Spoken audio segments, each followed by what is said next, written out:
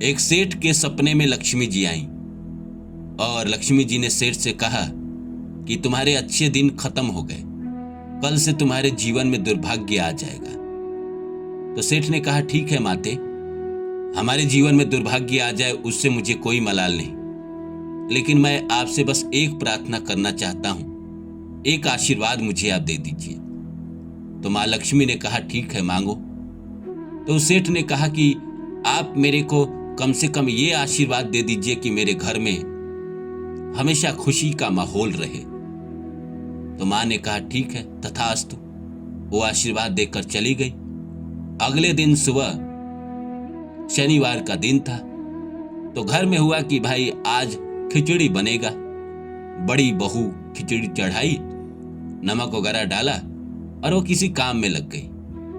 उससे छोटी वाली जो बहू थी वो आई, उसने देखा कि खिचड़ी चढ़ी है तो उन्होंने नमक डाल दिया बिना चखे। सेठ की 4 बहू थी तो चारों बारी बारी आई और उस खिचड़ी में नमक डालकर चली गई। किसी ने चेक ही नहीं किया कि पहले से इसमें नमक है या नहीं है। उसके बाद सबसे पहले सेठ भोजन करने आए। जैसे ही उन्होंने 1 चम्मच खाया तो वो नमक इतना ज्यादा था कि वो समझ गए कि हमारे घर दुर्भाग्य आ गया है आज से। सेठ कुछ ना बोले, वो चुपचाप भोजन किए और चले गए। उसके बाद बड़े बेटे आए, उन्होंने जैसे 1 चम्मच अपने मुंह में डाला तो नमक इतना ज्यादा था, तो उन्होंने पूछा कि मेरे पिताजी चले गए खाना खा के? तो लोगों ने कहा हाँ। तो उन्होंने कुछ बोला नहीं? तो ना। तो वो भी चुपचाप खाकर चले गए। फिर घर की जो मालकिन थी वो खाई। अब सेठ ने कुछ नहीं कहा, बेटे ने कुछ नहीं कहा, तो उनको भी नमक ज्यादा लगा तो उन्होंने भी कुछ नहीं कहा। उन्होंने कहा कि जब मेरे पति को नमक ज्यादा नहीं लगा, बच्चे को ज्यादा नहीं लगा, तो शायद मेरा मुंह खराब होगा जिसकी वजह से नमक ज्यादा लग रहा होगा। उन्होंने भी कुछ नहीं कहा। चारों बहुएं ने खाई। जैसे जैसे वो खाते गई उनको समझ में आया कि नमक मेरे अलावा किसी और ने भी डाला था, लेकिन सब खाली चुपचाप रह गई, किसी ने कुछ नहीं कहा। अगले रात फिर लक्ष्मी जी सेठ के सपने में आई और कहा कि तुम्हारे घर दुर्भाग्य नहीं रह सकता। जहां इतने प्रेम है, जहां इतने लगाव हैं, वहां दुर्भाग्य कैसे रह सकता है? तो विधि का विधान क्या कहता है? इस कहानी को सुनने के बाद आपको क्या लगता है कि ये पहले से ही तय था या फिर उस इंसान ने अपने कर्मों से बदल दिया?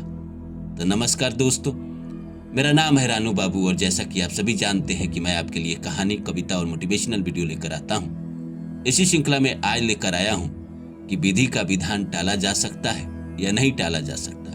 तो आइए सब्जेक्ट को शुरू करें। इससे पहले आप सभी से रिक्वेस्ट है, please like my video and subscribe my channel. एक गाँव में एक राम नाम का लड़का रहता था जिसकी उम्र करीब 35 साल थी। शादी हो गई थी, 2 बच्चे थे। उसके पास कुछ जमीन थी, उस पर वो खेती करता, लेकिन हर साल सूखे की वजह से जीवन में परेशानी आती और उसके नुकसान होते जाते।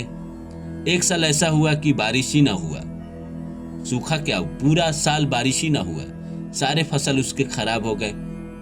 बारिश ना हुआ तो चारों तरफ हरियाली ना आई, तो उसके जो मवेशी थे, जो जानवर थे, वो मर गए। उसके जीवन में इतने दुर्भाग्य आ गए, इतने ज्यादा परेशानी आ गई कि उसको लगे कि ये मेरे साथ हो क्या रहा है। और रात को बड़ा निराश होकर गांव के मंदिर में गया और वहीं जाकर लेट गया। गांव के मंदिर के जो पुजारी थे वो आए तो उसने कहा कि देखो बेटा, विधि का विधान है, इसको कोई टाल नहीं सकता है। तुम्हारे किस्मत में जो लिखा है वो तुम्हारे साथ होगा।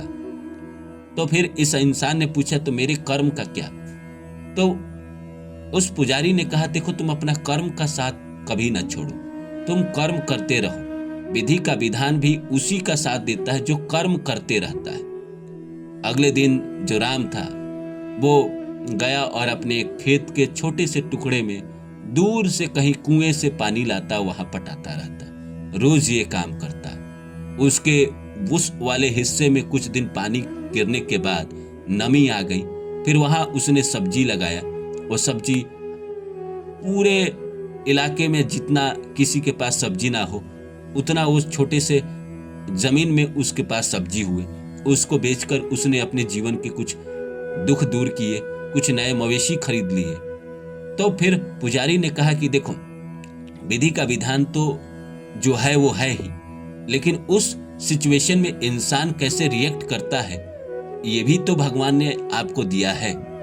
तो विधि का विधान जो लिखा है अगर वही होता रहेगा तो इस संसार में जो लोग आए हैं, हमारा जो कर्म है वो किस काम का?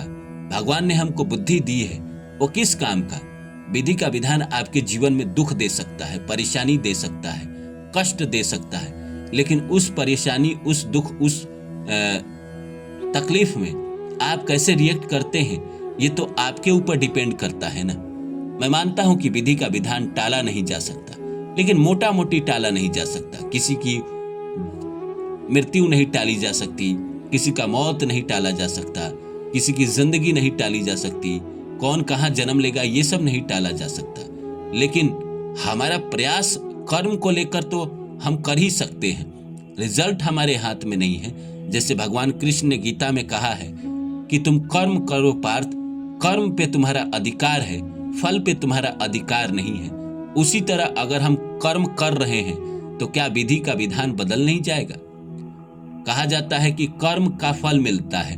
तो अगर एक इंसान लगातार मेहनत करेगा, लगातार कोशिश करेगा, तो विधि का विधान अगर है कि उसके जीवन में दुख रहेगा और वो कोशिश करता रहेगा, तो क्या विधि का विधान अपना निर्णय नहीं बदल देगा? उसके कर्मों को देखकर बदल देता है।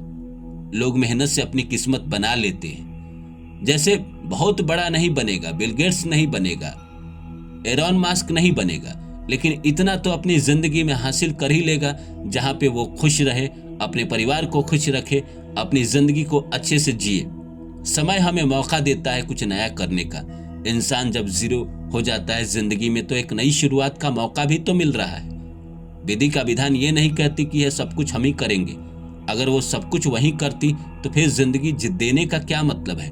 हमें इस संसार में आने का क्या मतलब है? हमारे पास हाथ, पैर या दिमाग या बुद्धि या कर्ण या आंखें ये सब किस लिए दिए हैं? ताकि तुम देखो, समझो, जानो और उसके अनुसार कर्म करो। फिर तुम्हारा भाग्य खुद ब खुद तुम्हारे किए गए कर्मों की वजह से चमक जाएगा। तो विधि का विधान भी इंसान टाल देता है। कई बार ना जाने कितने लोगों ने टाला है। तो आप भी अपने कर्म, अपने मेहनत, अपने कोशिश से टाल सकते हैं। बहुत बड़े ना बनेंगे क्योंकि किस्मत में नहीं है, प्रारब्ध में नहीं है, लेकिन इतना तो बन ही जाएंगे जहां आप अपनी जिंदगी को अच्छे से जी सके, जिंदगी को अच्छे से बिता सके, अपने और अपने परिवार के पेट पालन अच्छे से कर सके। जैसे उस सेठ ने किया। सेठ के जीवन में विधि का विधान था कि उसके पास दुख आएगा, लेकिन उस दुख में उसने कोई रिएक्ट ना किया तो दुख स्वतः उसकी जिंदगी से वापस चला गया।